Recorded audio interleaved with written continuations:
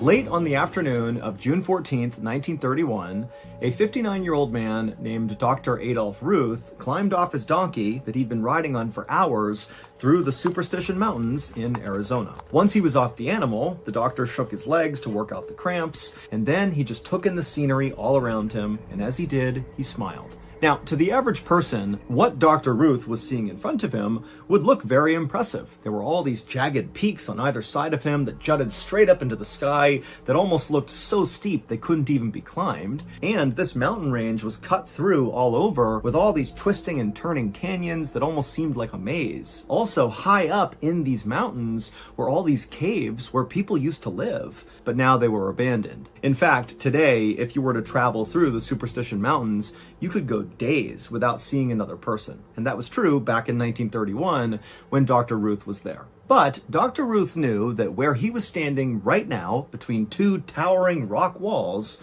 was not just a regular desert canyon. This particular stretch of desert was about to make Dr. Ruth a very rich man. He was going to be the very first person to actually find the Lost Dutchman gold mine. The same Lost Dutchman gold mine that had claimed the lives of hundreds of other treasure seekers who had come into the Superstition Mountains and not come out again. But Dr. Ruth knew he had a special advantage that nobody else who had come out here looking had had.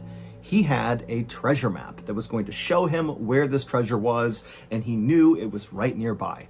And without even thinking, he reached into his pack that was slung over his shoulder, and he felt the edges of the treasure map, which was folded up and tucked inside of his notebook. But as Dr. Ruth was daydreaming about finding this treasure, he heard someone grunt from behind him. And suddenly Dr. Ruth pulled his hand out of his pack, and he whipped his head around, and he looked at the two cowboy guides who had brought him out here, and Dr. Ruth just said, "What?" In Dr. Ruth's daily life, he was a retired veterinarian and a government employee who worked in Washington, D.C. He was a small guy with glasses and he walked with a limp, and he knew these two cowboy guides of his just thought he was some frail old man, and this deeply offended Dr. Ruth. And so, because the doctor totally resented these cowboys, he had told them that, yes, I need your help getting me to a particular spot in the desert, but once I get there, you guys are done. You can leave, I'll pay you, and you can just go away. I'll be fine on my own.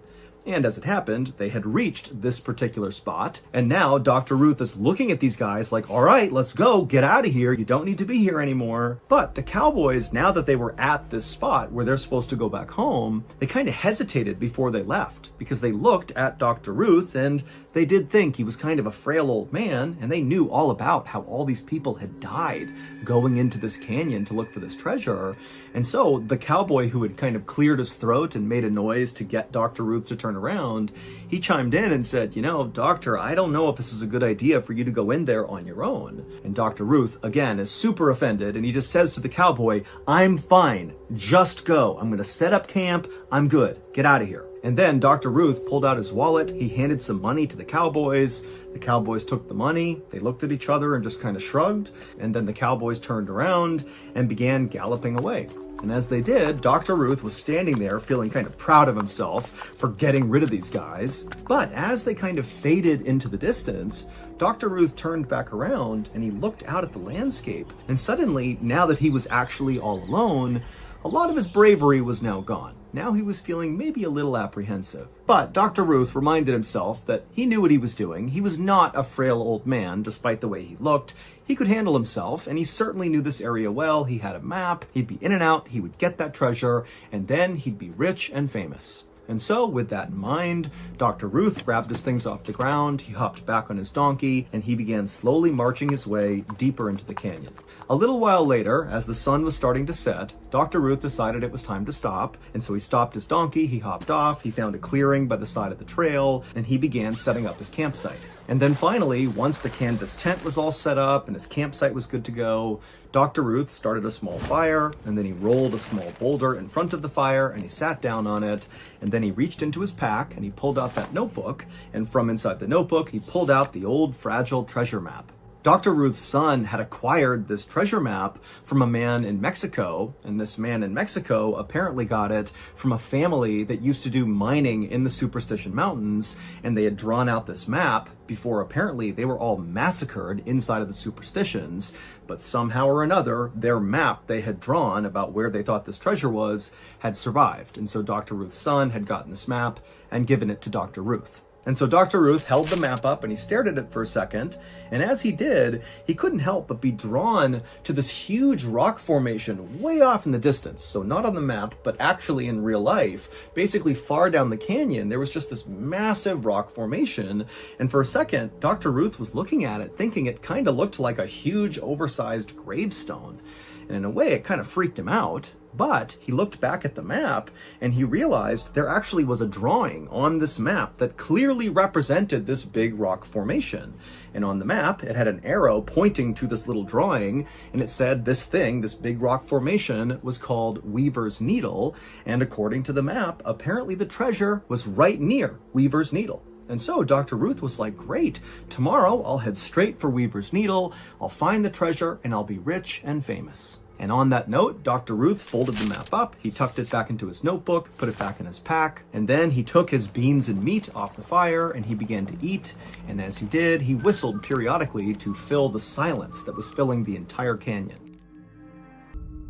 By the time Dr. Ruth was done eating his food, it was totally dark inside of this canyon, like completely pitch black and silent. And as the doctor was kind of taking in this moment of absolute darkness and silence, he was startled by a sudden sound coming from high up one of the canyon walls. It sounded like hooves marching on stone, and it kind of echoed through the whole canyon.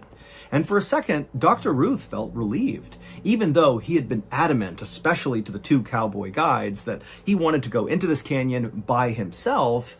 Now that he was here by himself, and it's so dark and quiet and kind of spooky, he was glad to hear hooves because it meant that must be a person riding a horse, and so I'm not alone anymore. But when Dr. Ruth called out and said, "Who's there?" there was no response, and there were no more hoof sounds. It just went totally quiet again. And then from all over the canyon, all Dr. Ruth heard was the yipping and howling of coyotes everywhere.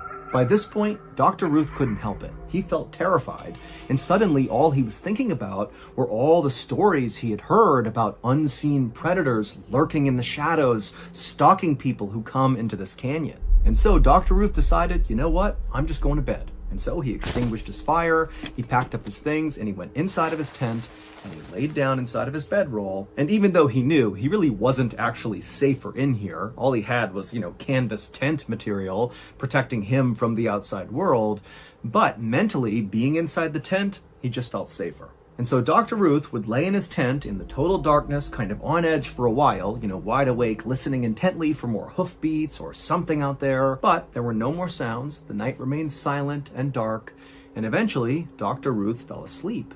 But in the middle of the night, Dr. Ruth suddenly woke up, and it was totally dark and silent, and he sat up and he looked out of his tent. The flap was open, and at first he couldn't see anything. It just seemed like darkness out there. But then he realized, moving around very slightly, pretty far away from his tent, but not that far away, were two eyes staring at him, unblinking, just staring directly into his tent. And Dr. Ruth, his heart started to race, and he's realizing that an animal, a person, something is right there. And so Dr. Ruth, he was about to yell out when suddenly the eyes blinked and vanished. Dr. Ruth fumbled for his gun, and he drew it, and he aimed it out of the tent, and he yelled, "I'll shoot if you come back, I'll shoot!" But there was nothing. Dr. Ruth would stay awake for at least a couple more hours, just anxiously staring out of his tent, wondering if this thing, this person, whatever it was nearby, but he never saw the eyes again, and there were no more sounds outside. And so eventually, Dr. Ruth did lay back down inside of his bedroll, and he went to sleep. When he woke up in the morning, Dr. Ruth immediately went outside and began walking out in the direction where he saw those eyes to see if he could find some tracks on the ground.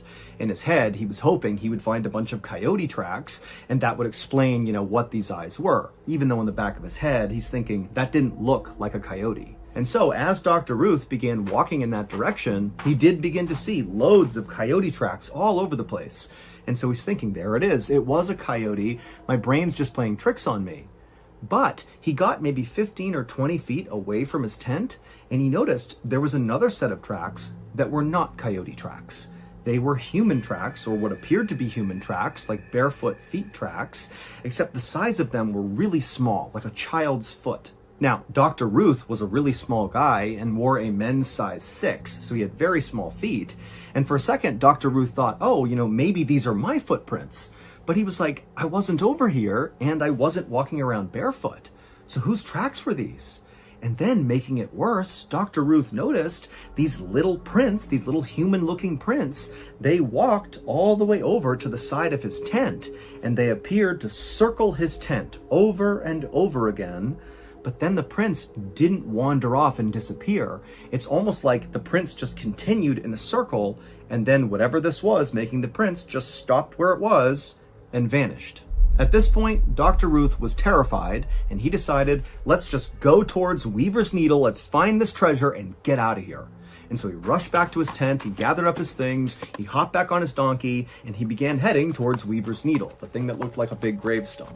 After riding for a couple of hours, Dr. Ruth was close enough to this huge formation that he was actually inside of the shadow cast by this Weaver's Needle.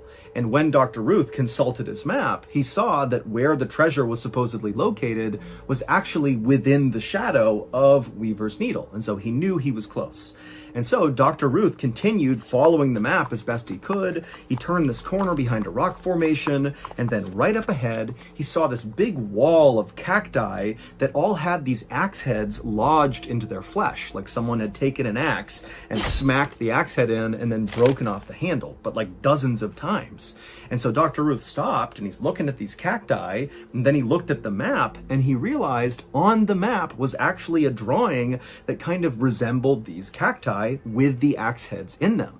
And so he's thinking, oh my goodness, this map is accurate. I've found another landmark. I must be near the treasure. And so now all he had to do was kind of back up and orient this cacti with the axe heads in it, with Weaver's Needle and its shadow. And if he could just orient it correctly, he would know exactly where to go. And after backing up and moving the map around a couple of times, he finally had it totally oriented, and he realized there was a path straight up ahead that would go right to the base of Weaver's Needle, and he thought, that's it, that's where I dig, there's the treasure. And so feeling excited, Dr. Ruth hopped off the donkey, he grabbed his pickaxe, and he began moving in the direction of where he was going to dig.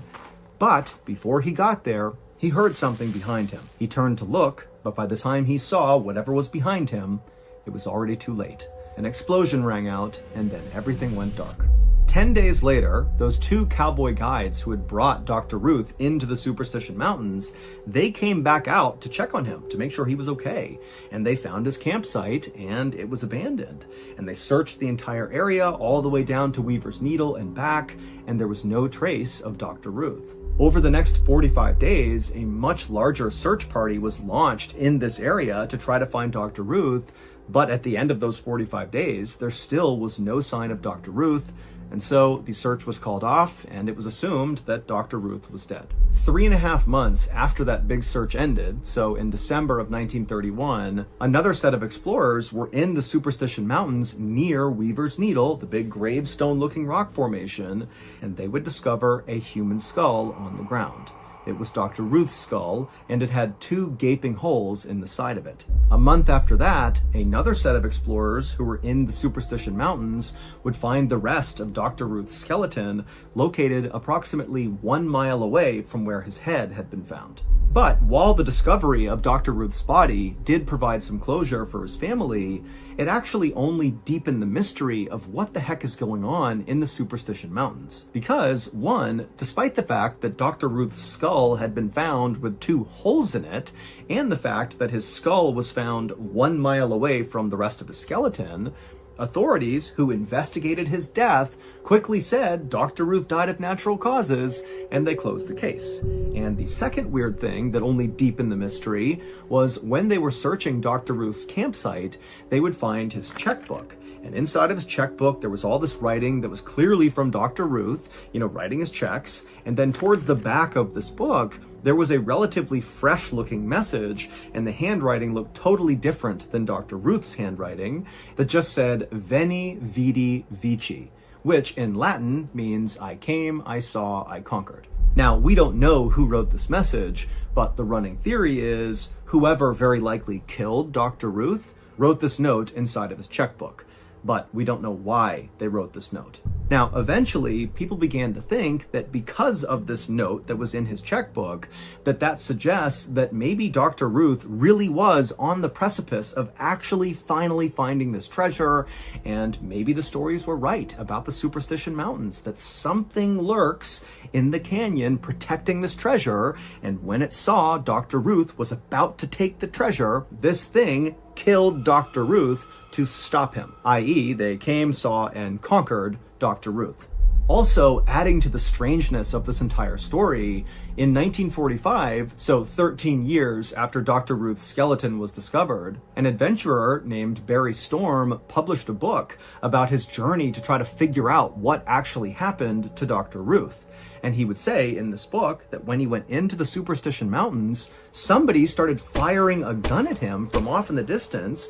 And after taking cover and looking, he couldn't see anybody. And then when he began taking steps farther into the canyon to continue to explore, the shots rang out again. And so Barry Storm ultimately fled the Superstition Mountains, and he would tell people that whoever was out there shooting at him, it seemed like they were shooting warning shots at him. Like, if you come any closer, I'll kill you. To this day, no one has ever actually found any hidden treasure in the Superstition Mountains, but about 9,000 people will go out there looking for the treasure every year. In 2013, Jim Stauffer's mother finally passed away from Alzheimer's disease at the age of 74. Her doctors told Jim that her disease had mutated in a way they had not seen before, and they asked if he'd be willing to donate her body so they could study her brain. Jim felt like his mother would want him to say yes, and so he agreed. But for a variety of administrative reasons, the neurologists couldn't actually accept Jim's mother's body. At this point, Jim was really bought into the idea that his mother's brain was going to help other patients, and so while he couldn't donate her body to these neurologists, he could donate her body to the Biological Resource Center in Phoenix, Arizona. This center would take dead bodies and then extract parts of them for scientific research, and then would cremate the rest of them and return the ashes to the family. Jim gave his mother's body to the center, and when he filled out the paperwork, he indicated that her brain should be extracted for Alzheimer's research. After filling out the paperwork, Jim left, and 10 days later, he received a wooden box in the mail that contained his mother's ashes. There was no note attached to the box explaining exactly what was done to his mother's body, but Jim assumed they did what he asked. A year later, that Biological Resource Center was raided by the FBI after accusations they were selling these donated bodies for profit. During the FBI's investigation, they uncovered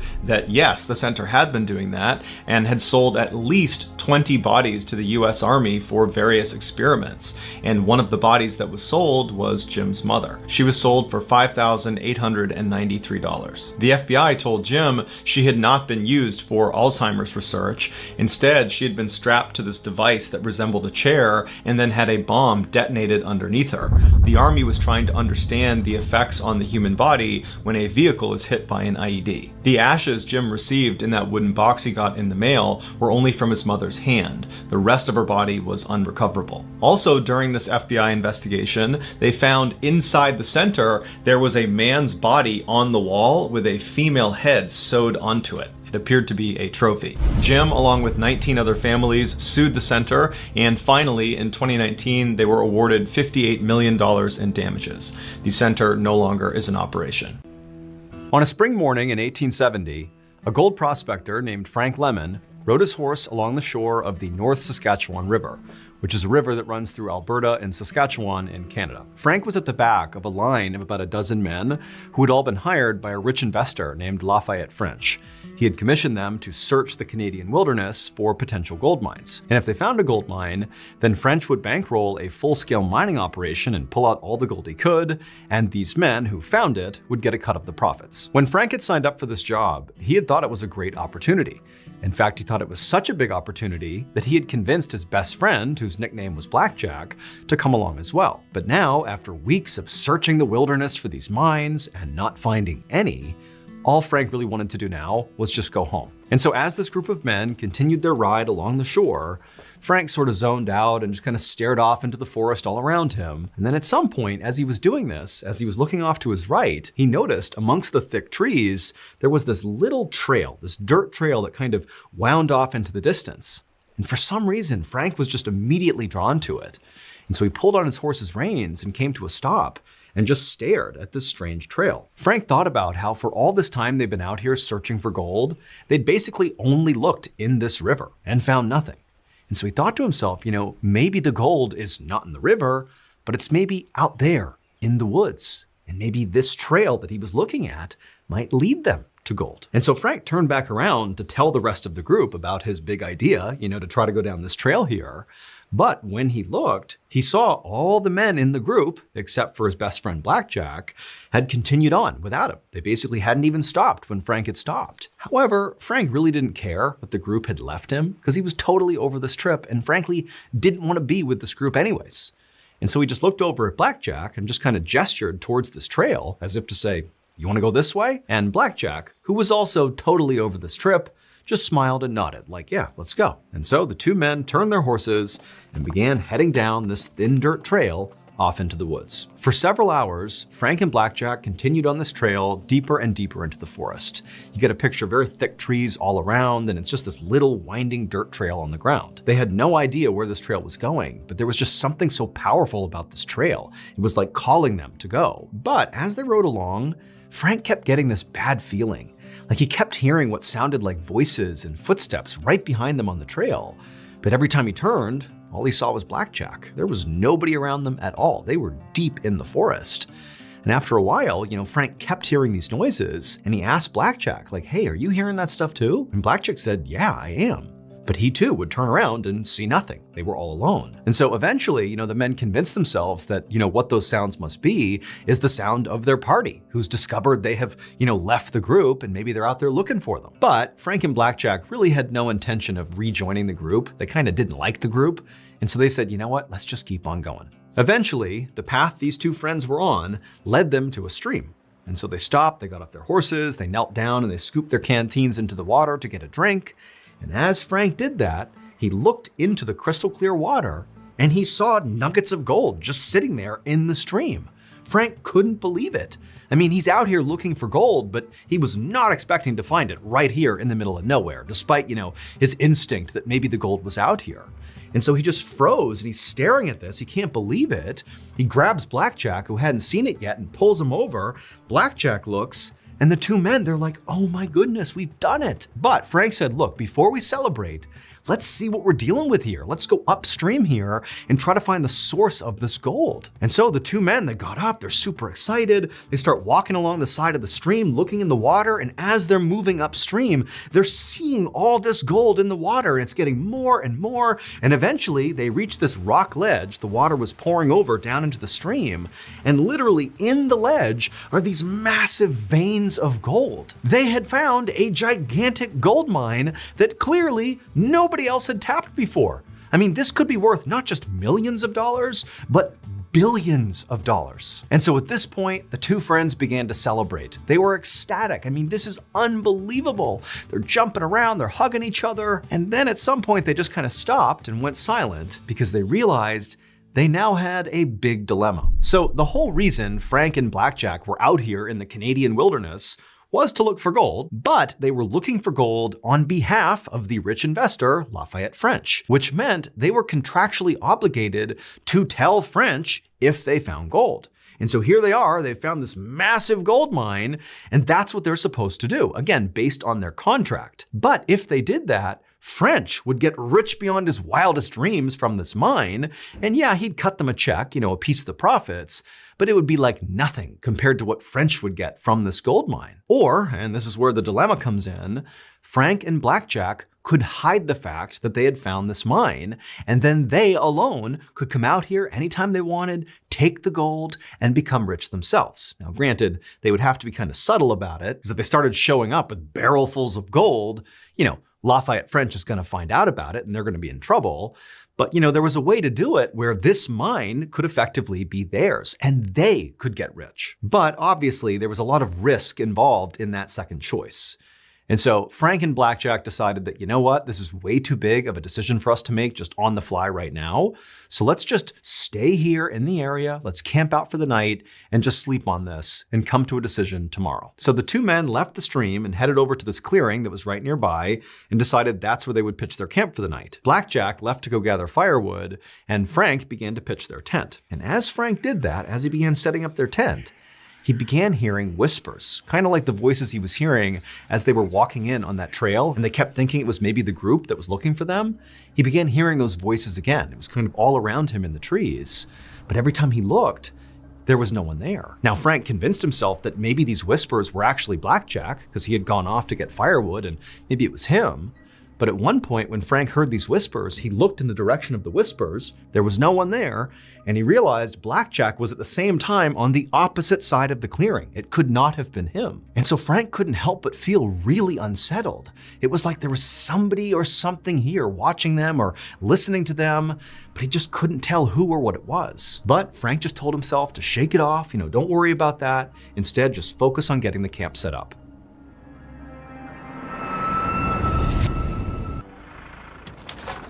At 10:35 p.m. on January 3, 1961, a physicist named Ed Valario pulled up to a secret nuclear test site in the Idaho desert. Ed had received an emergency call about an explosion at the nuclear reactor known as SL-1. No one had been able to contact the three men who were working that night. Valario waved at his partner who was waiting for him in front of the reactor building. The two men grabbed their gas masks and rushed inside. They hurried up 3 flights of winding stairs that led toward the reactor's control room, past pipes and motors and condensers, towards the cramped nerve center that controlled the reactor. The building was completely silent, save for the frantic static from their Geiger counters.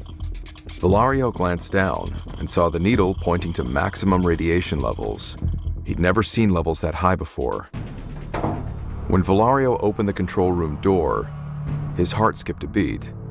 The scene inside was total devastation. Twisted metal scattered across the floor, clouds of steam hovering above the shattered control board, pools of blood and water everywhere. 2 bodies lay on the floor, bodies so badly mutilated it was impossible to tell who they were. But where, he wondered, was the third man? Then something above him caught his attention. Something on the ceiling. Something that would haunt him for the rest of his life. Head on over to the official Redacted YouTube channel today. The handle is @RedactedMysteries. Make sure you go over there and subscribe so you don't miss any uploads. I will also put a link to the channel in the description below. Wondery Plus subscribers can also watch Redacted on the Wondery app. Okay, back to the stories.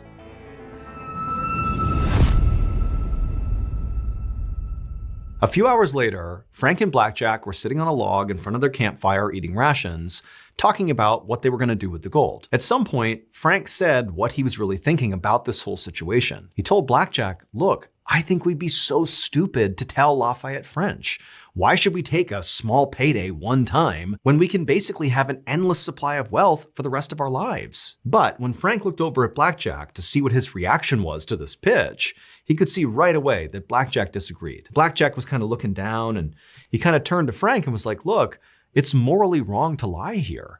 I would rather be poor and honest than rich and morally bankrupt." And so what had started as a civil discussion from this point on really escalated and just became a full-blown yelling fight, with both men absolutely refusing to budge on their stance about what to do with this gold. And eventually, when the two men were standing up and just screaming in each other's faces, Blackjack finally just threw his hands up and said, "You know what? Enough."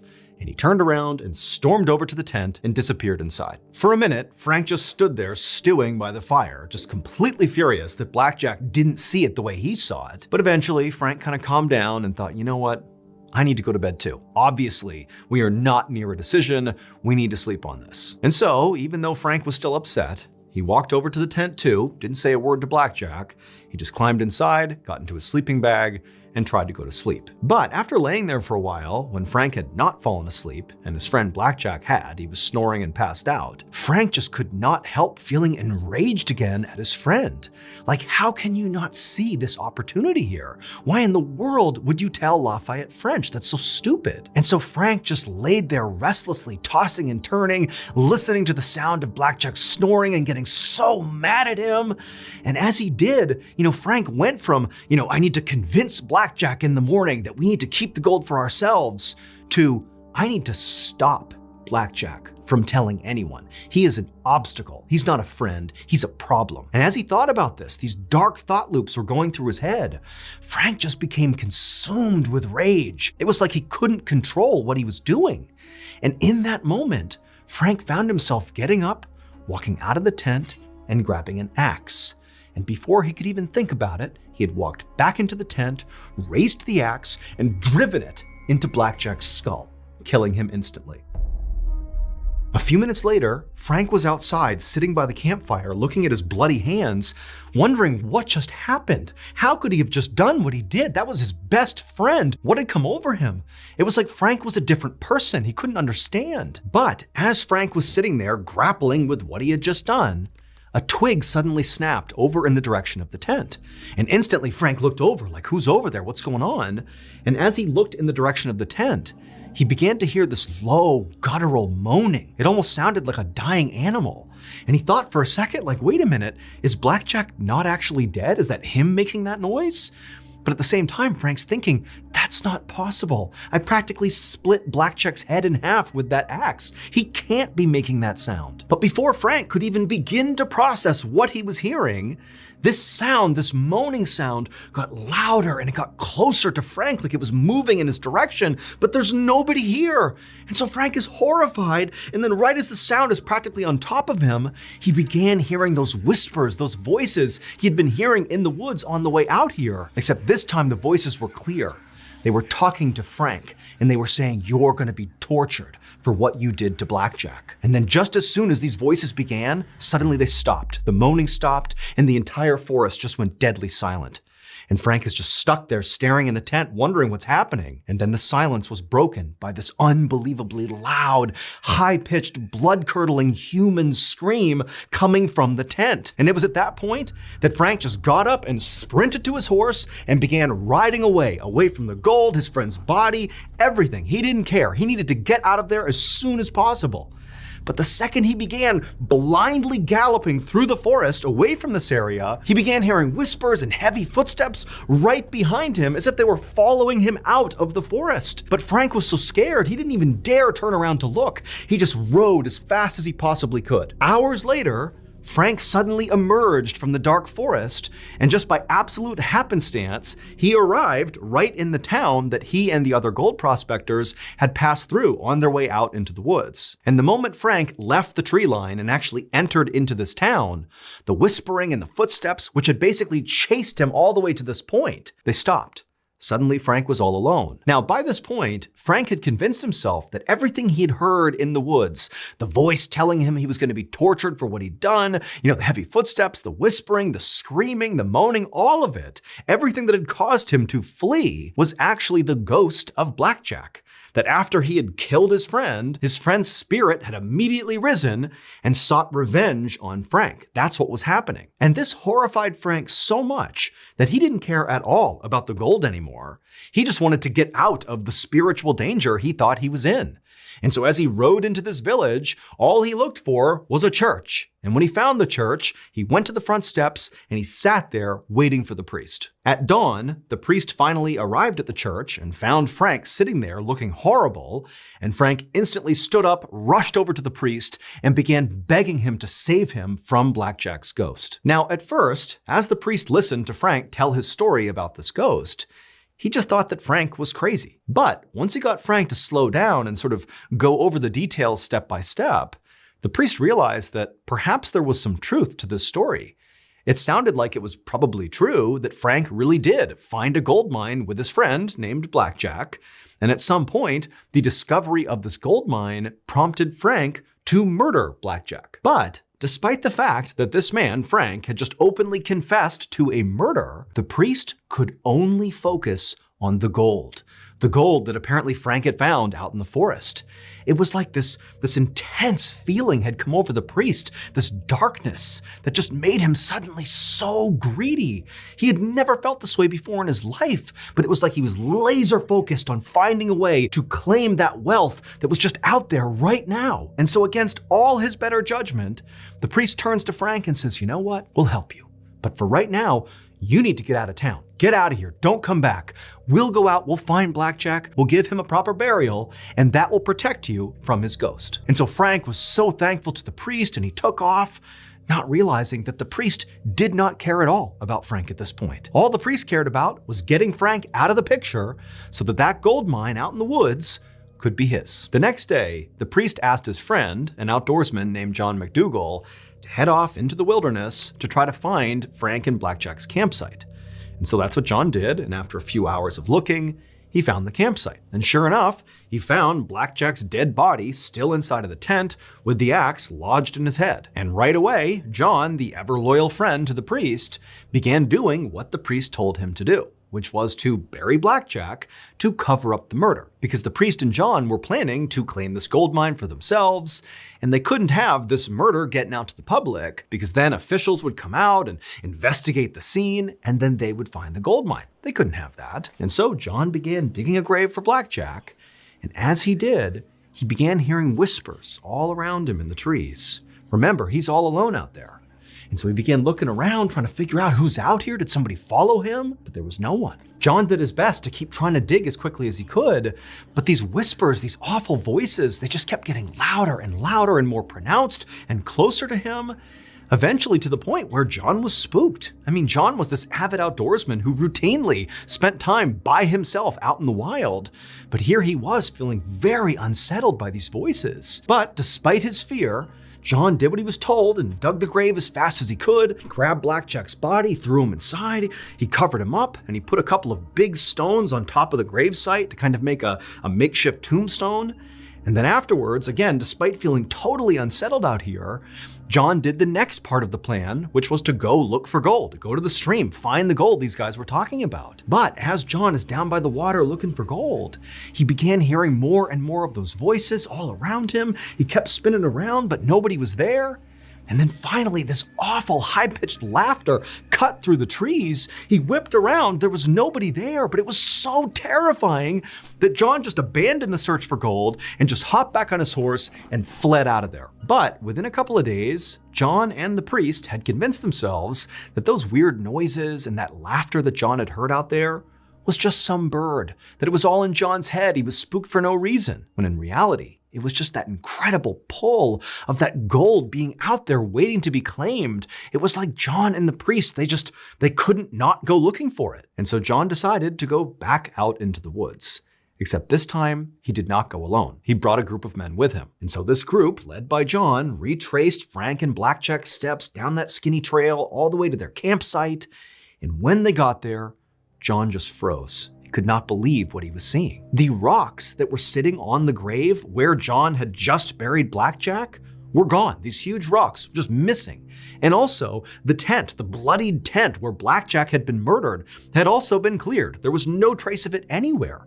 It was like the campsite had never existed. And this made no sense to John, because he knows this is a totally isolated part of the wilderness. Like, nobody comes through here. Who in their right mind would just happen to pass by and randomly grab all these rocks and the tent covered in blood and take it out of here? It made no sense. Like, who could have done this? Now, until this point, John really had convinced himself that everything he'd experienced the time before was in his head. It was just a bird, or, it was just normal forest sounds.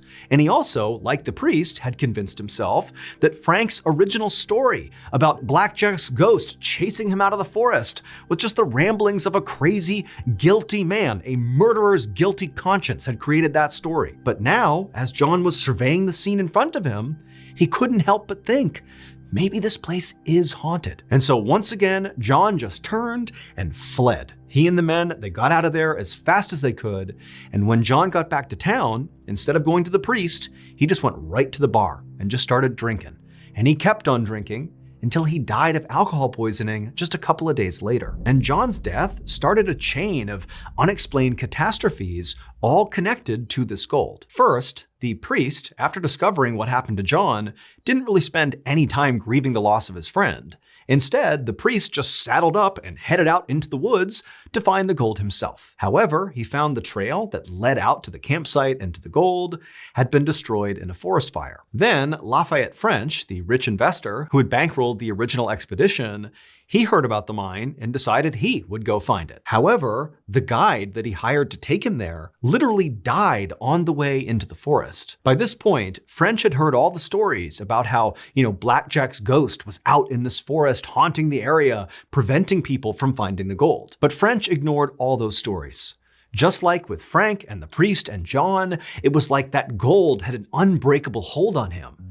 And so for 30 years, French kept going out into that forest, searching for that gold mine, and eventually he found it. Or at least that's what he said in the last letter he wrote back home. But we'll never actually know for sure, because after sending that letter on that same day, Lafayette's cabin burned down and he died without telling anybody the location of the mine. And so with French's death, that sort of solidified the rumors that the haunting was real, and people began to believe that there was only one thing that could explain this almost magnetic pull the gold had on so many people, and also all the terrible fates that befell everybody who tried to go look for it. And that was that the gold mine was cursed. And today, people still believe that Blackjack's ghost is out there in the forest preventing people from finding the gold. But whatever the truth is, whether the curse is real or not, to this day, no one has ever been able to successfully find the gold again and live to tell about it. On the morning of August 7th, 1981, a 34-year-old wildlife photographer named Carl McCunn stood on the edge of a lake in the Alaskan wilderness and chucked a box of ammunition into the water. The splash it made was surprisingly loud in the total silence that surrounded him. Carl was on the last day of a 5-month-long solo camping trip in a very remote area of northern Alaska that was actually inside the Arctic Circle. A plane had dropped him off here in early spring, and he had set up his tent by this lake, which was surrounded on all sides by forest and huge snowy mountains. And during this 5-month trip, Carl had not seen or spoken to another person the entire time. There were no phones, no roads, no rangers, no people around for at least 100 miles. I mean, this is true isolation. Carl looked up into the sky and listened carefully for the low roar of the plane that was supposed to pick him up today. But as he listened, he couldn't hear anything. But this didn't worry Carl, because he actually had only arranged for his pickup date, not the pickup time. So it was just at some point on this day he was going to get picked up. He didn't know exactly when. And so as he anxiously waited, he just kind of puttered around his campsite and continued to pack up his things. And as Carl did this, he remembered that the type of plane that was going to be picking him up today, it was his buddy Rory's plane, it was really small. And there was a chance that he couldn't actually fit all of his belongings on the plane. And so in anticipation of this, he had identified that he didn't need all of his ammo. And so that's why he was chucking his ammo into the lake, basically in preparation for pickup. Just then, a breeze kicked up, and so Carl zipped his parka up to his chin. This was actually the so-called warm season in the Arctic Circle, but warm in the Arctic Circle meant still near freezing temperatures at night. And as much as Carl loved being out in the wilderness, doing these solo camping trips out in the middle of nowhere, he really was excited to get back to his home in Anchorage, Alaska, and see his friends and call his dad and, be in a nice warm house for once. Carl was about to chuck his 6th and final box of ammunition into the lake when he heard the loud sound of a wolf howling on the other side of the lake. And it made him stop for a second, and he decided that, maybe until the plane gets here, I'll hold on to at least 1 box of ammunition. So he stuck this final box into his bag, he picked it up, and then he walked along the shoreline up to where he had rigged a net to catch some fish. And when he got to the net, he saw he had caught 2 trout. And so he scooped the fish out, he went back to his campsite, he made a fire, cooked the fish, and as he sat down to eat them, he just kept looking up to the sky and listening, hoping for this plane to arrive soon. When he was done eating, Carl made a quick entry into his diary, kind of detailing the last day at camp, and then he finished packing up all his stuff, and he brought it all down to the waterline, ready to be picked up, and then he sat on his trunk, again, just kind of waiting for his friend to show up. And by this time, it was about mid-afternoon, and still no sign of the plane. But nonetheless, Carl sat there kind of taking in the scene, this beautiful lake and nature. I mean, this is the last time he's going to be here, and so he's trying to appreciate it. After all, this had been a really successful photography trip. He had shot 500 rolls of film that he knew he could sell, and that would make enough money that he'd be able to do this again the following year.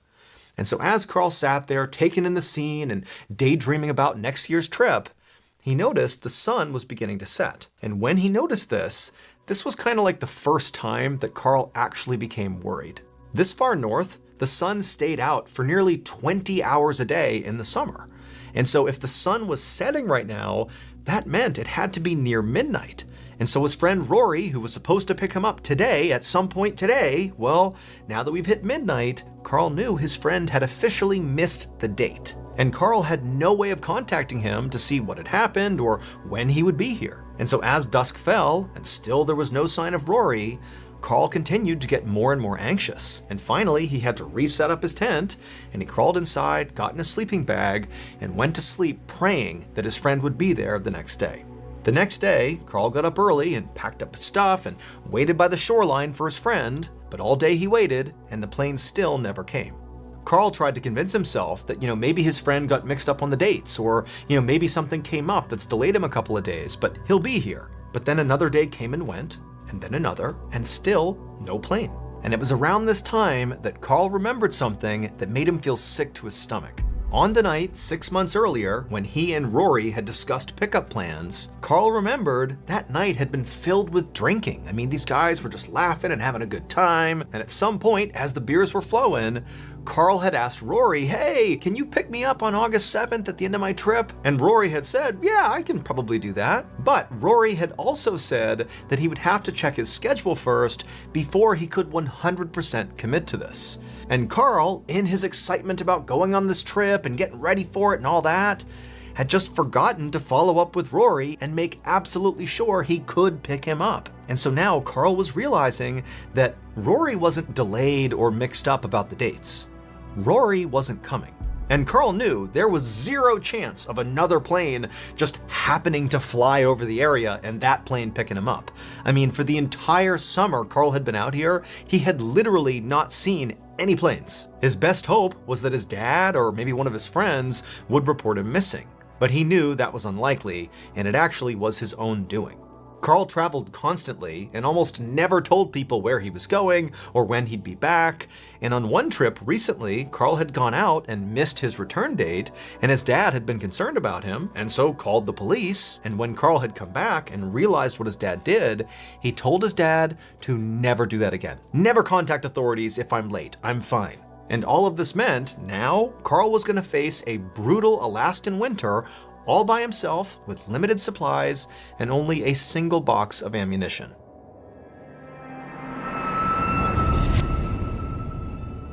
Hey, it's MrBallen here, and I am so excited to tell you all about a brand new podcast from Ballen Studios called Redacted, Declassified Mysteries, hosted by the incredible Luke LaManna. From covert government experiments to bizarre assassination attempts, Redacted dives deep into the astonishing true stories of uncovered secrets, lies, and deception within the world's most powerful institutions. Governments and military services around the globe have always cloaked themselves in secrecy. But history shows that when you try too hard to hide something, it only makes people more curious. Luke and his team have spent months researching these totally true and thoroughly twisted tales, guaranteed to keep you on the edge of your seat. Stories like the mind-bending truth behind Operation Paperclip, where former Nazi scientists were smuggled into America to advance US technology and intelligence during the Cold War. Or the shocking story of Charles Manson and the CIA, revealing how a notorious cult leader might have been entangled in a web of covert operations. Trust me when I tell you, the stories are real and the secrets are shocking. Follow Redacted, Declassified Mysteries with Luke LaManna on the Wondery app, or wherever else you get your podcasts. You can listen ad-free right now by joining Wondery Plus in the Wondery app or on Spotify.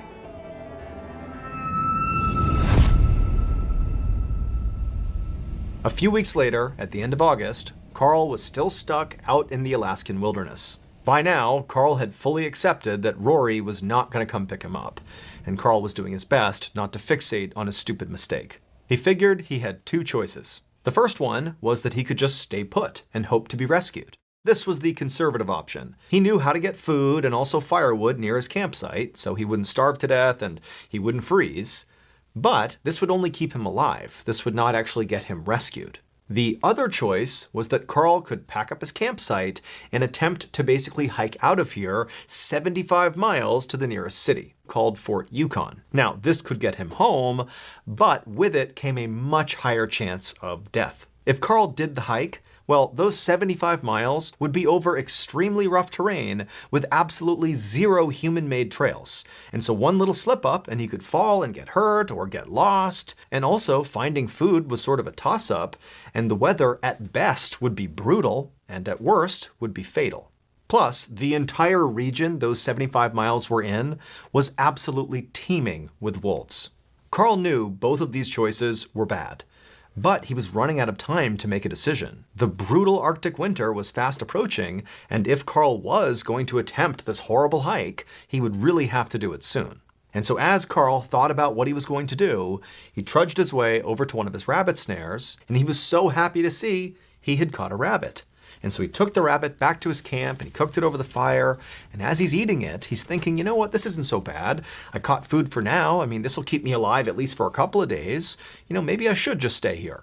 But deep down, he knew the staying put option was not a real option. I mean, even though, yes, by staying here, he could keep himself from starving. You know, he knew how to get food and all that. Well, he'd still be a sitting duck for all the predators in the area, and there were many, and remember, he only has one box of ammunition. But just then, Carl heard the most glorious sound, the distant whine of a small plane engine. At first, he thought he must be hearing things. Remember, he has not seen a plane at all since he got here. But sure enough, he looked up into the sky, and a second later, he saw a plane flying directly towards his camp, low and slow. Carl ran in his tent and grabbed the most brightly colored thing he could find, his sleeping bag, which was bright orange. He ran outside of his tent and began waving it back and forth to get the pilot's attention. Carl saw the plane belonged to the Alaska State Troopers, and so he figured his friends must have reported him missing, and now the police were out to rescue him. A moment later, the plane passed directly over Carl's camp, so low to the ground that Carl could actually see the pilot looking back at him. Carl looked right at the pilot's eyes, and when Carl was nearly certain he had just made eye contact with the pilot, he threw his fist up in the air in excitement and jumped up and down. He couldn't believe it. He was saved. The pilot was going to land and take him home. With a big grin on his face, Carl watched as this plane, sure enough, made a big U-turn. And then Carl watched the plane make another pass over the camp, low and slow, which Carl figured meant, the pilot was looking for a place to land. And so as the pilot was doing that, Carl rushed to his campsite and began packing everything up. And as he did, he's kind of keeping an eye out, watching the plane, looking for it to land. But it didn't. The plane just kept on flying straight away from Carl's campsite until it disappeared over the horizon. For the rest of the day, Carl just stared off into the distance, hoping for this plane to come back. But it didn't. Lying inside his tent that night, Carl couldn't sleep. He was so shaken up by what had happened that day. He didn't understand, he saw the pilot. The pilot seemed like they were looking back at him. Why didn't they land? Why didn't they stop? Carl told himself that, maybe the terrain was too rough and there was no way for the pilot to land. That was possible. And so perhaps this pilot was flying back and getting another plane, maybe a float plane to land on the water. Carl didn't know, but he felt like that could be a possibility, and it sort of made him feel a little bit better. But he still couldn't relax enough to sleep. And so, knowing he was just going to lay there all night, he sat up, turned on his flashlight, and began looking for something to read, just to occupy his mind. Now, at this point, Carl has been out in the wilderness all alone for months and months, and he's been stranded for weeks. He has read all of his books and all of his magazines like 1,000,000 times. He's even read his diary 12 times. I mean, he's read everything. And so as he was looking around his tent, he was looking for literally anything else to read. And suddenly, he found something. His hunting license. It was like the one thing he had not closely read. Not an exciting thing to read, but new. It was just a little paper certificate with some rules and regulations and safety tips about hunting. And so Carl just began reading the front, and he read it all the way down, and then he flipped it over and he continued reading, but then he saw something that made his heart practically stop. At first he thought maybe he misunderstood, but no, he read it over and over again, and it was very clear. And so Carl looked up in shock. He suddenly understood why that pilot had left him. For weeks, Carl stayed close to his camp, just hoping and praying that somehow, some way, that plane would still come back. But it never did. And by the time Carl had actually accepted this fact, that really the plane's not coming back, well, by that point, it was too late to try to hike out. So all he could do was stay put. However, the lake had frozen over, so he couldn't fish. His snares all sat empty because all the wolves and foxes got to his catches before he could. By October, Carl was getting really skinny. By November, Carl was genuinely starving. On November 26th, Thanksgiving Day, Carl laid inside of his tent and made a diary entry. There would be no Thanksgiving feast for him today. His food stores were totally gone, and the Arctic winter was getting so bad. In fact, his fingers and toes were turning black from frostbite, and he was sick all the time and constantly had chills. And as Carl wrote in his diary, he looked out the tent flap at his dying fire, knowing he had no more firewood. He knew he only had one choice left to make. He scratched a final sentence into his diary. He wrote, "They say it doesn't hurt." Then he set his diary on the floor of the tent near his rolls of film. Then he reached for his rifle and his last box of ammo. A little while later, a single shot rang out across the lake. A couple months later, in early February of 1982, Alaska State Troopers would find Carl. Carl was deceased. He had taken his own life. What Carl had only realized later was that when he made that fist pump, when he was so excited when that pilot had flown overhead and he thought he was going to get rescued, well, that fist pump had sealed his fate. Because, like it said on Carl's hunting license, a single arm raised in the air is the universally recognized body sign for all okay, do not wait. And so when that Alaska State Trooper pilot flew over Carl's camp, he did make eye contact with Carl. He saw him, but he also saw Carl raising his fist in the air and thought he was okay, and so he turned around and he left.